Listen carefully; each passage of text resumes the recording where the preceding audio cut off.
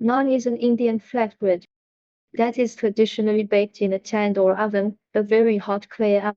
In private households, however, it is usually prepared in a very hot pan on the stove.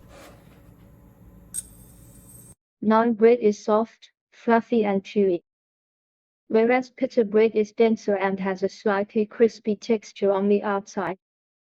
Naan has a distinctive teardrop shape. Pita is round and often has a hollow inside or pocket.